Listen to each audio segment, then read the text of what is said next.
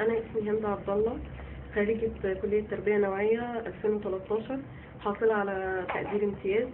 أنا دلوقتي مشكلتنا إن إحنا بنتكلم بخصوص تعيين الأوائل على مستوى جامعة الفيوم 2013. إن إحنا كنا الأول بعد ما نتيجتنا ظهرت تم إعلان الأوائل عندنا في كلية التربية النوعية على حسب تراكمي زي ما بيحصل كل سنة. بعد شهرين تقريبا اكتشفنا ان هو تم تغيير الكشوفات حسب قرار نسبة وتناسب.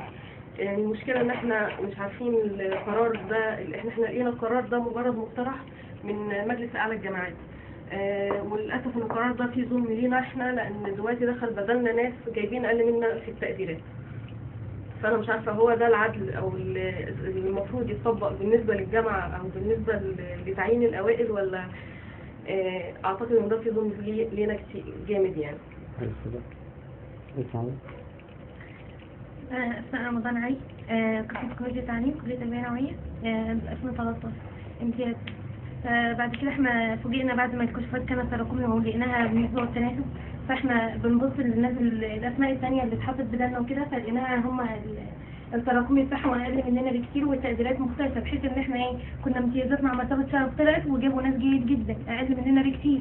كل ده بس عشان اساس ان هم كانوا في قسم العدد بتاعه اكبر من الاقسام بتاعتنا، فهو ده كده ظلم لنا كتير. المقترح ده ممكن يتنفذ على اي كليه تانية يكون فيها الاقسام صعبه، لكن احنا عندنا الاقسام متغيره عنهم. أنا سارة السيد عبد الحليم، كلية تربية نوعية قسم 2013، طلع 10 على الكلية بالنسبة للترتيب التراكمي. تقديري امتيازنا على مرتبة الشرف. احنا دلوقتي شايفين بنعترض على القرار ده لان في دلوقتي في ظلم جامد علينا. احنا بنناشد وزير التعليم العالي بان هو يتصرف في الموضوع ده، لان احنا معترضين جدا عليه، لان احنا طول عمرنا عارفين ان اللي بيجيب درجة اعلى هو دايما بيبقى ترتيبه اعلى من اقل.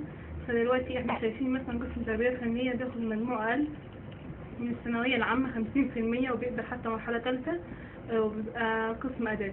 أما بالنسبة لقسم تكنولوجيا التعليم قسم التصوير المنزلي بيقدر من علمي وبيقبل مجموع أكبر من 80%، وبيطلع بتقديرات أعلى من قسم فنية.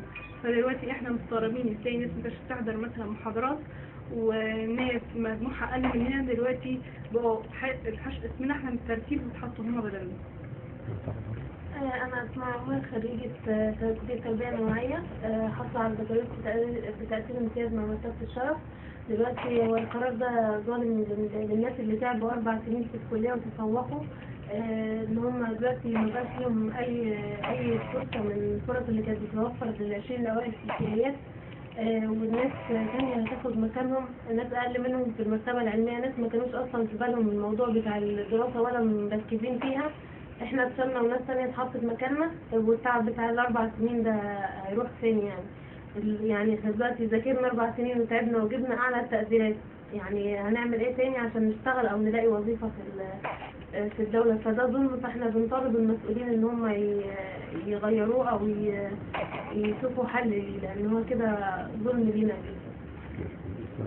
أنا محمد أحمد سيد، بكالوريوس تربية نوعية قسم تكنولوجيا التعليم، تقدير جيد جدا مع مرتبة الشرف، خريج جامعة الفيوم. احنا اكتشفنا بالصدفة من حوالي أسبوعين إن القرار كان عندنا قائمة ال20 الأوائل بتتم من خلال إن هي بيبقى ال20 الأوائل على مستوى الكلية على حسب الأقسام اللي فيها، بتبقى 20 الأوائل تراكمي على مستوى الأقسام.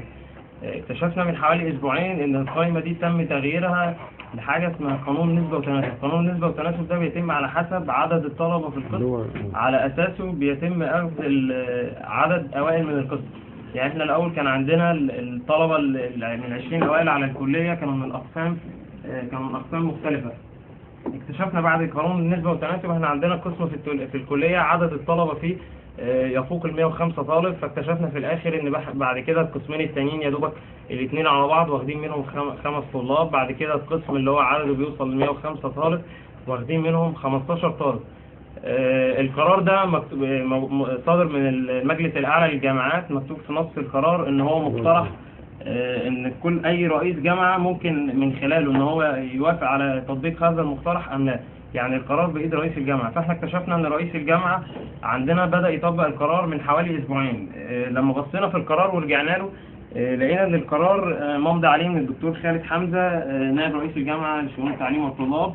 القرار وصل الجامعة شهر 5 يعني قبل الامتحانات بتاعتنا بالظبط. القرار عندنا ووصل الكليات كلها، المفروض انه وصل الكليات كلها. ازاي يبقى احنا بعد ما نخلص امتحانات الدرجات بتاعتنا ظهرت في شهر 7 في نفس اللحظة على طول اتعملت قوائم الأوائل. قوائم الأوائل ساعتها كانت معمولة بنسبة تراكمي. ازاي يبقى القرار واصل ان هو هيتم تطبيقه بنسبة وتناسب، وساعة لما النتيجة بتاعتنا ظهرت القرار نزل تراكمي. بعد كده اكتشفنا من الاسبوعين ان هم بدأوا يغيروا القوائم الى نسبة وتناسب.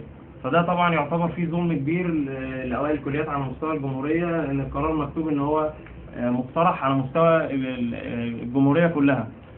كمان المفروض لو قرار زي كده هيطبق، المفروض الاول ان هو بيتعرض على المجلس الاعلى للجامعات.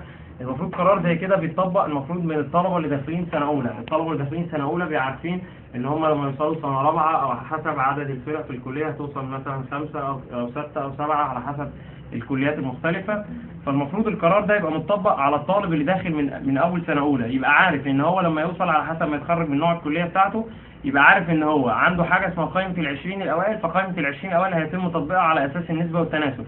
لكن ما ينفعش يبقى في حاجه اسمها ان القرار بتاع التراكمي ده ماشي بقاله كتير جدا. المفروض في حاجه اسمها اسوه بزملائنا السابقين، ان احنا القرار ده ماشي من زمان. ما ينفعش اجي في سنه واحده واجي اوائل الخارجين خلاص طلبه اتخرجوا. ما ينفعش يبقى القرار ماشي تراكمي على طول، اجي في فتره واحده اغيره من تراكمي نسبه وتناسب بدون علمهم. او المفروض ان القرار صادر وصل الجامعه من شهر 5، فلازم الطلبه على الاقل تبقى عارفه ان القرار ده هيتطبق عليهم. لا، احنا اكتشفنا بالصدفه ان القرار تم تغييره من فتره قصيره. فاحنا بنناشد وزير التعليم العالي والمجلس الاعلى للجامعات ان هم ينظروا مره اخرى في هذا القرار، لانه يعتبر ظلم لبعض الاشخاص واوائل الكليات.